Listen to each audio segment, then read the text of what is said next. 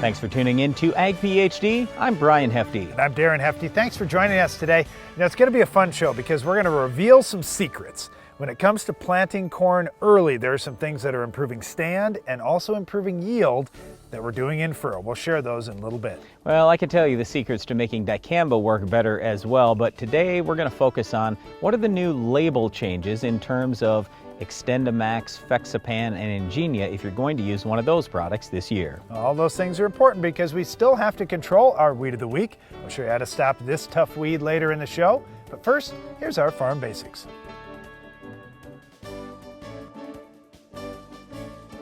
Farm Basics is brought to you by the Liberty Link trait and Liberty Herbicide from Bayer. The most reliable weed management solution, Liberty Link and Liberty Herbicide are the link to efficient row crop production and sustainable weed management.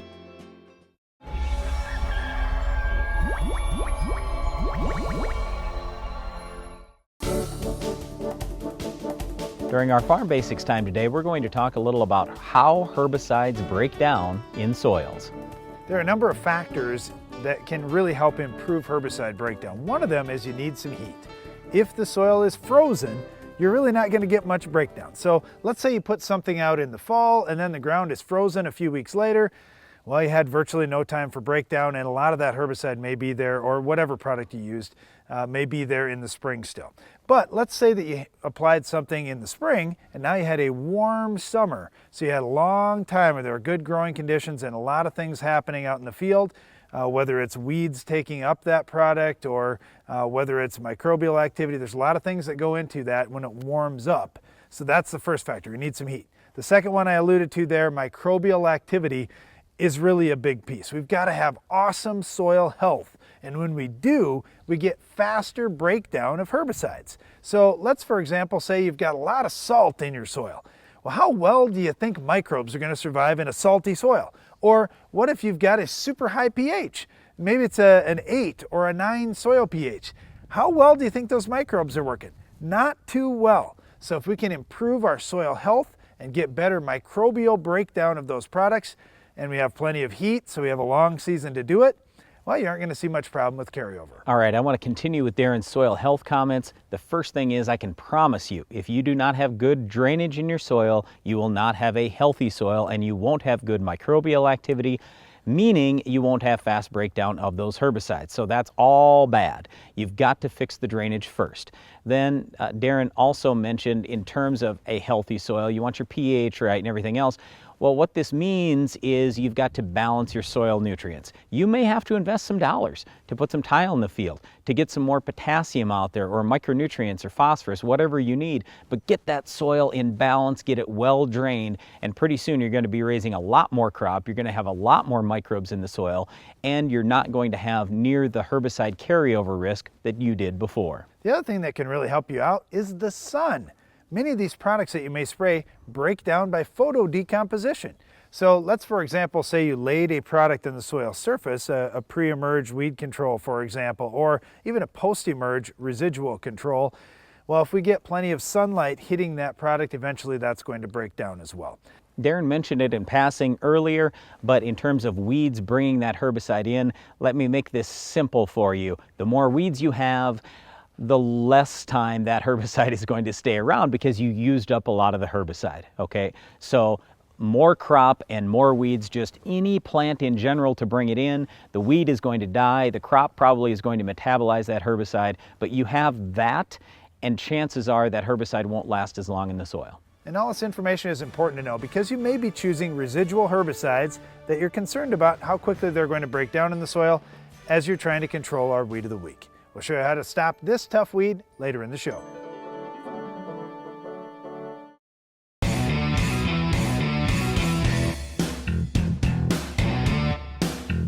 Leading the charge in strip tillage for more than a decade, the Soil Warrior brings the future to your farm today. Let's face it, Joe. Some of these guys aren't easy to play. Biologicals are expensive.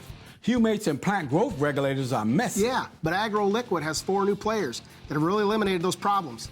The Primer Go line has helped their team realize the benefits. Wait, so season-long nutrition and optimized yields while creating a biologically active soil? That's right. Primer Grow line is a fantastic addition to AgroLiquid's stellar team. Introducing the Soil Max ZD48, the newest addition to the Soil Max Gold Digger lineup. The first plow designed for smaller class tractors, the ZD48 has been tested on tractors weighing between 10,000 and 16,000 pounds with excellent results. Designed for row crop farms, vineyards, irrigation, and specialty crop farms. The Soil Max ZD48 will install tile up to 48 inches deep, as well as install 3 or 4 inch tile. The ZD48 truly opens up the world of tile installation to more farms than ever before. Tired of that old warped poly boom ruining your spray applications? Express Boom from Hypro is a fully assembled stainless steel boom that ensures an even application of chemicals every time. Don't wait another season, upgrade today. Hypro, helping you spray better. I know a lot of people that have them, and I don't know anybody that doesn't like their Morton building. The crew was really, in my book, top-notch. The quality of this building is second to none, and they make sure before you walk away that you're happy. This is my dream barn. I think it ended up looking even better than I thought it would. People love it. When they get in here, they're just in awe. Morton Buildings, for work, for life, for generations.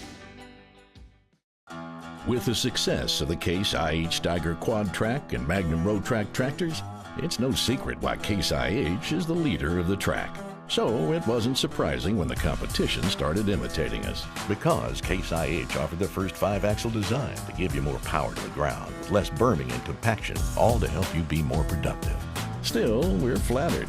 In fact, if we weren't already red, we'd be blushing.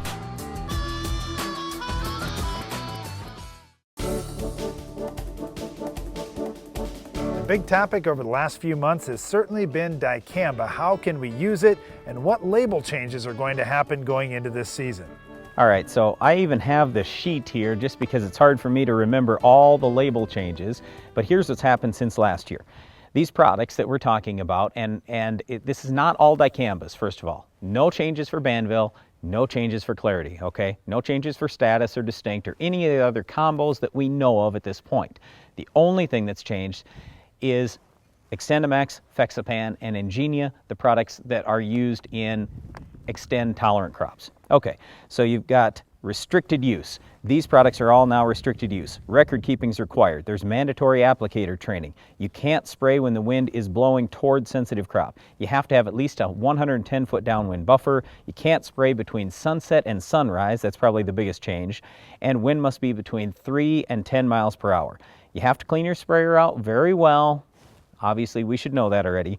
And then finally, there are certain states that have additional restrictions, including Arkansas, Minnesota, and North Dakota. All right, so one of the changes or one of the updates is that we want wind speed between 3 miles an hour and 10. And you may be thinking, wait a second, I don't want this product to move. Why do I even want the 3 mile an hour wind? Maybe I want less. Maybe I want to spray when it's calm. Well, the problem with spraying when it's calm is there may be an air inversion going on. And if there is a wind of at least 3 miles an hour, we know that we don't have an air inversion. So that's what we're really trying to do. We're trying to get out there when there's just a very slight wind, and then with the nozzles that we're using to get bigger droplets, with the drift control products that we're using, we know if it's just a wind that light, as long as we're staying to our buffer areas, we're going to be okay. It's not going to move to the next crop, and that's what we're trying to avoid, is those types of problems. Well, the big thing I think Darren's getting at here is you want to make sure the wind is blowing in some direction so you know where any potential drift is moving to. If it isn't moving at first, it could go anywhere right after that, and all of a sudden the wind could pick up and go the wrong direction. In terms of the 10 miles an hour, yes, they used to talk about 15 miles per hour. They've slowed that down just a little bit to be on the safe side. The biggest thing I wanted to talk about, though, was the change in you can only spray during the daylight hours. And quite honestly, I don't think that's even right. Yes, it's on the label, but here's where I'm going with this. Okay, think about this for just a second logically.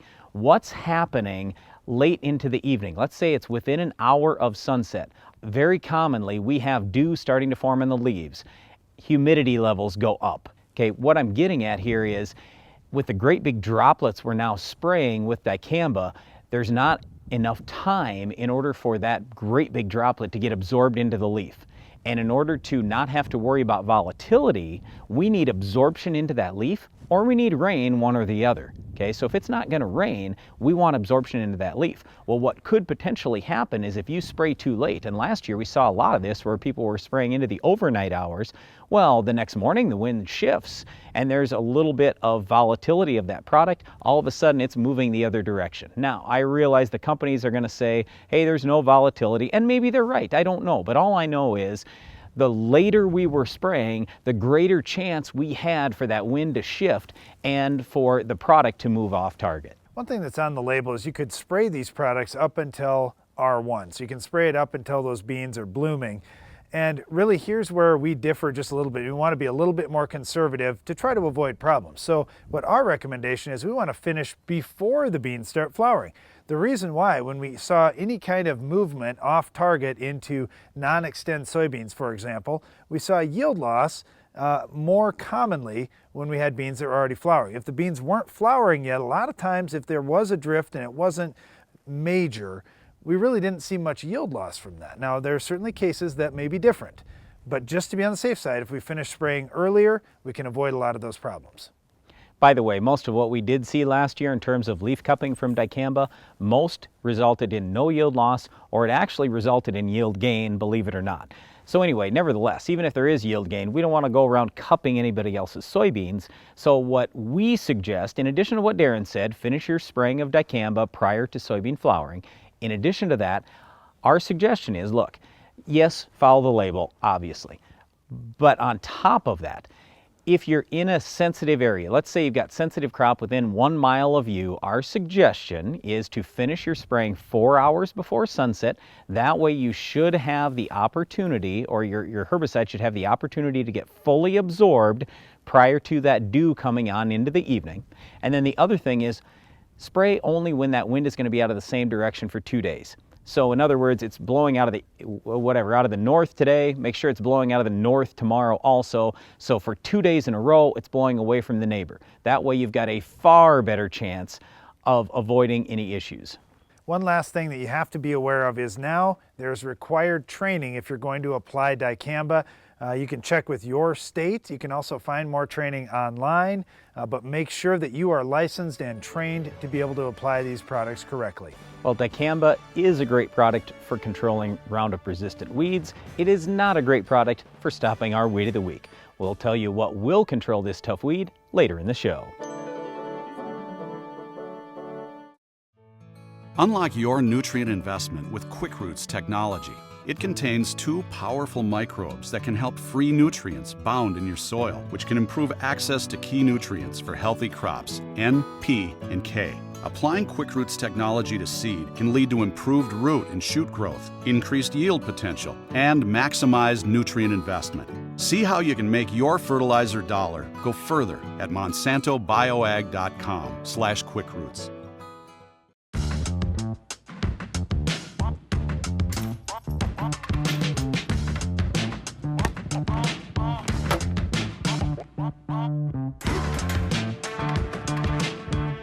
In life, when you put the max in, you get the max out. It's no different for your corn, which is why 40 years of effort have gone into proving that Instinct and N-Serve nitrogen stabilizers do more than just stabilize nitrogen, they maximize nitrogen, so your corn gives you the max in return.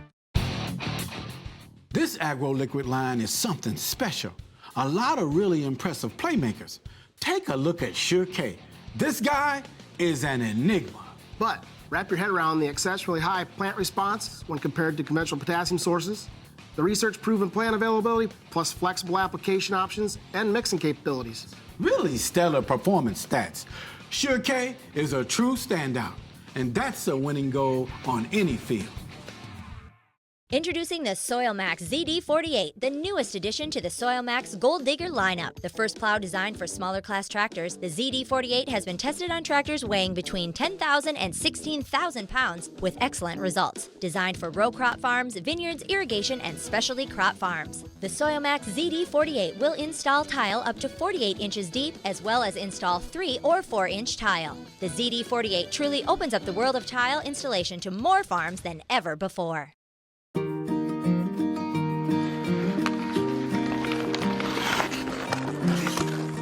Smart farming is playing hockey with my son. All right, sweetie, you excited to go? Yeah. Smart farming is going on more family vacations. Smart farming is getting some much needed rest. Smart farming is spending more time doing what you love. Make it happen with Farm Command. When you're planting corn this spring, how many things are you actually going to put in furrow? On our farm, we may put 30 different components in furrow. 30! That's a lot. Hopefully one of them's seed, Brian. Well, we'll be happy. We're going to talk about some of these things that we're putting in furrow and some things you may consider on your farm. All right, it does change though when we're talking about early season and really cold versus well, warm. It changes a little bit. The in-furrow fungicide, that's where we've seen much better returns when it's cold versus when it's warm. So for us, we're going to plant when that soil temp is 40 to 50 degrees. Fungicide is probably going to pay. If you're planting and the soil temp is 60, I don't feel like you've got the same benefit. At least we haven't found that in our testing. We haven't seen that here. Now that might not be the same in all parts of the country. You may have a lot of disease in your area and you still get really good gains even in really warm temperatures. But for our farm, that's the one component that we'll take out of this equation. If we don't get to plant till May 15th or something and it's terrible, we're a month behind, well, we won't put the fungicide in anymore because we know that seed's going to jump right out of the ground. Darren just said the words that make me cringe. Seed's going to jump right out of the ground.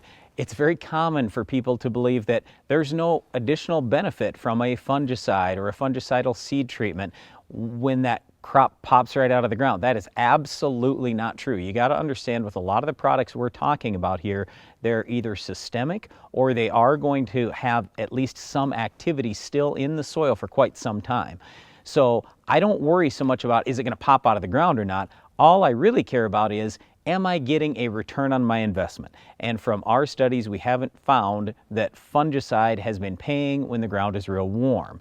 What has been paying though, whether the ground's warm or cold, has been in-furrow fertilizer. However, what I would say is we got to make sure that we're very careful about in-furrow fertilizer. It's common to overdo this. And if you don't think you're overdoing it, yet you're using 5 or 10 gallons of 10-30-4-0 in-furrow, just please do me a favor while you're planting.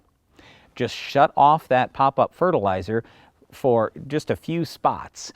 Mark those spots, go back and do stand counts for treated versus untreated. If you're losing stand, you're putting too much fertilizer on. That's our concern. So we want you to use a low salt fertilizer at a low rate and put it with water. That will help safen it quite a bit. But when you do use at least a little bit of pop-up fertilizer, we are finding that the seed comes out of the ground a little faster. It's more healthy, and we're getting a little bit faster dry down in the fall, usually 1 to 2 points drier in the fall.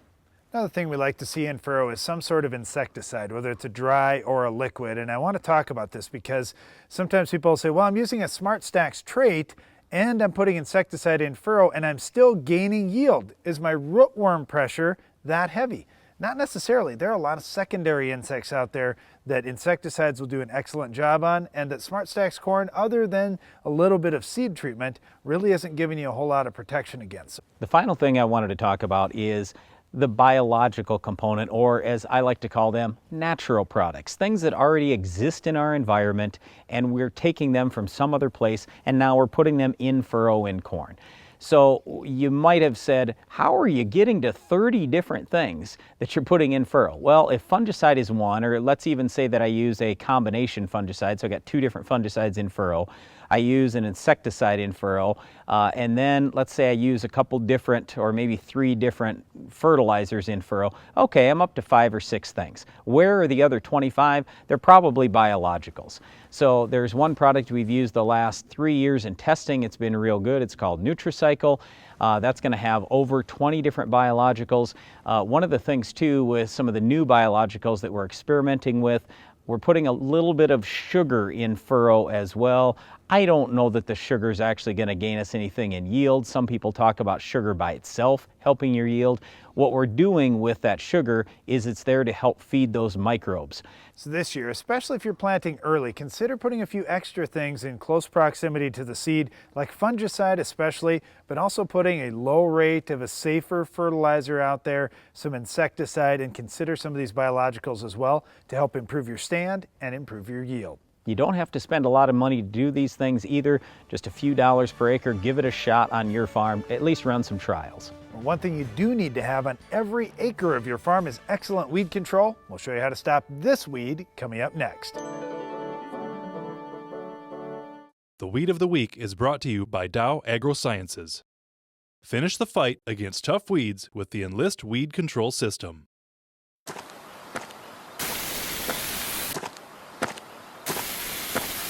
Weeds are tough, but we're tougher. With unrivaled weed control, reduced drift, and near zero volatility. So, who's tough now?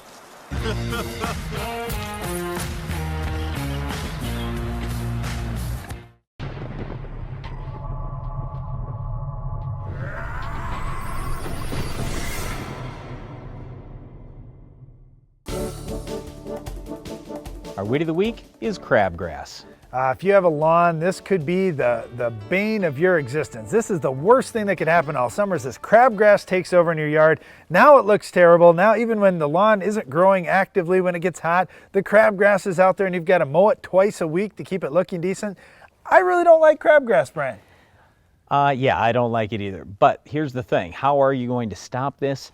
Crabgrass typically emerges later in the season. So you're not going to see it real early in the spring. So it's a warmer season grass. Exactly. This is what we talk about, the difference between a cool season grass and a warmer. So a lot of times that crabgrass gets coming about the time lilacs start to bloom. So it takes some heat units to get that to go. So if you're going to time out applications of herbicides, I like products like Drive, for example. They work well, but you want to get that out there just as that weed is starting to germinate and emerge. That way we can get good control of it. If we wait till the crabgrass is big, established, tiller it out, good luck. Now we've actually seen the HPPDs have some activity on crabgrass, and they can definitely hold that back. But, you know, I want to talk about a cultural practice real quick. If you have a great lawn, well fertilized, and you mow the grass a little bit higher, that grass by itself is going to choke out a lot of weeds, including crabgrass. So that's one of the things we would encourage you to do. In addition to that, water your lawn fairly well. And by that, we mean water it once a week, hard, and that's it. I mean, unless you have super sandy soil. That's really all you need for a lot of these heavy soils. If you're watering it every day, that's not necessarily the best use of water, and you actually could be doing more harm than good in some cases. So in lawns, in terms of weed control products that you could use or add to the mix, the two most common ones, I already mentioned Drive. The other one would be pendimethalin. That's one that doesn't have contact activity, so you got to put that out early. A lot of times it's done with that early fertilizer application. Okay, in terms of corn, soybeans, and wheat, crabgrass is tougher than the foxtails, definitely. So something like Dual, Harness, Surpass, Outlook, they don't work real well. You can try those to suppress the crabgrass, otherwise come post-emerge with Roundup or Liberty. Unfortunately, we're talking about an annual weed here. So we get out in soybeans, like we mentioned, pendimethalin for lawns. It can be used in soybeans, or trifluralin. Then come back with Roundup or Liberty post-emerge. And in wheat... Or any of the grass killers. Yeah, in wheat, here's where it can be a problem. But the good thing is, it's a warm season grass, so it comes up later. So we want to establish a good wheat crop early, and that alone can help fight off crabgrass. But you could use a you could use Zidua real early, right after that or wheat. Prepare, and then post-emerge, our best recommendation would probably be Axial. But again, have a good wheat crop and that'll choke it out. That's it for our Weed of the Week. Stay tuned. Iron Talk is coming up next. Let's take a look at our picks for the championship season. We've got 10-34-0. No. I don't want to talk about them. I want to talk about this Agro Liquid team. Take a look at this lineup. They got it all. The talent, their players can meet any challenge on any field. The coaching staff, the best I've seen. So that's your pick? No discussions? Nope. Agro Liquid is the team. They're going all the way to the championship.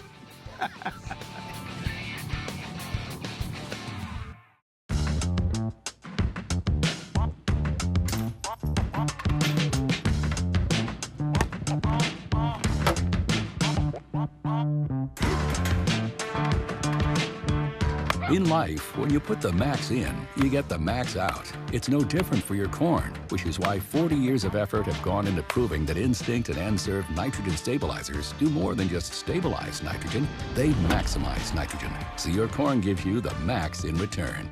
Are you looking for an easy way to apply dry powdered products to your stored grain? Do you want to use the applicator recommended by industry leaders for products like Diacon D and other dry powder products? Changing Time CT applicators successfully apply a diversity of products quickly, easily, and accurately. The innovative CT applicators are designed to give you the most accurate application of products such as talc, inoculants, fertilizers, and other dry products. For commercial use or on the farm, you need the applicator industry leaders are using. CT applicators for the changing times.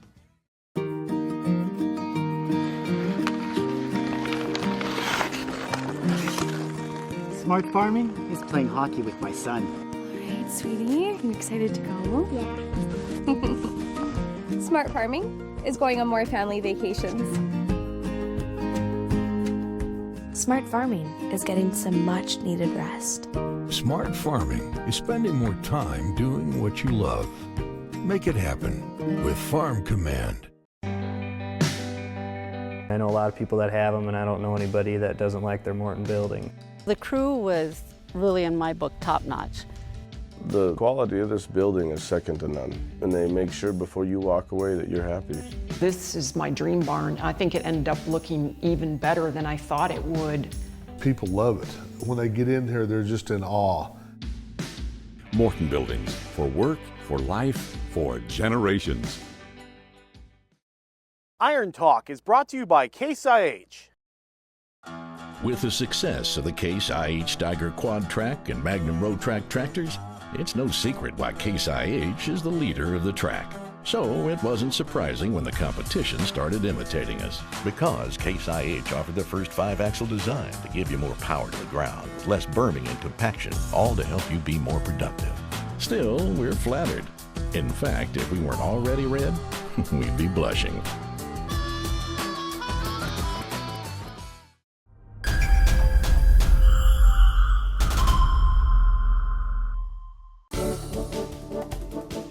If you're fired up about lowering your fertilizer investment but don't have great data to base your decisions on, spring soil sampling is a must. There are a couple of considerations you need to keep in mind though before you start. We'll discuss that in today's Iron Talk. Soil sampling is pretty straightforward, especially with helpful tools like the Ag PhD Soils app at your disposal. Just set up your account and pick the fields online, then head out to the field and get the samples pulled. Now you can pull samples even if you had frozen ground, but let's just start with the assumption that your ground is thawed by the time you get out there. Now it may be a little bit wet or sticky this spring, so here are the best ideas I've heard about dealing with that situation. First, you could bring along a pail of water so you could dip the probe in and wash it off as needed. Or you could use WD-40 and spray the probe as often as needed to keep the soil from sticking. Now, many people are concerned, will WD-40 throw off my sample results? It actually won't if you use name brand WD-40. The third option would be to utilize a wood dowel system to push soil out of that probe if you're having trouble. So just keep that in mind. You may have some sticking in the probe. Be prepared ahead of time. Now, even if your sample is just a little on the wet side when it gets to the soil lab, don't worry, you don't need to dry it before sending it in. Just use the sample bags provided by your soils lab of choice and send them in immediately to avoid mold developing in the bags. Be prepared before you head to the field this spring, and soil sampling should go smooth. That's all for today's Iron Talk, and now back to the show. Closed captioning for Ag PhD is sponsored by Norwood Sales.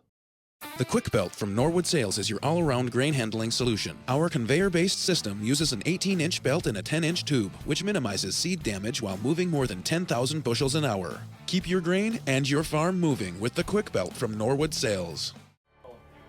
That's all the time we have for today's show. Before we go, we want to invite you to tune into the Ag PhD radio show on SiriusXM Channel 147 each weekday at 2 p.m. Central. And I can't wait for our next Ag PhD TV show. We'll have another Weed of the Week, Farm Basics, Iron Talk, and a whole lot more. I'm Darren Hefty. And I'm Brian Hefty. Thanks for watching Ag PhD.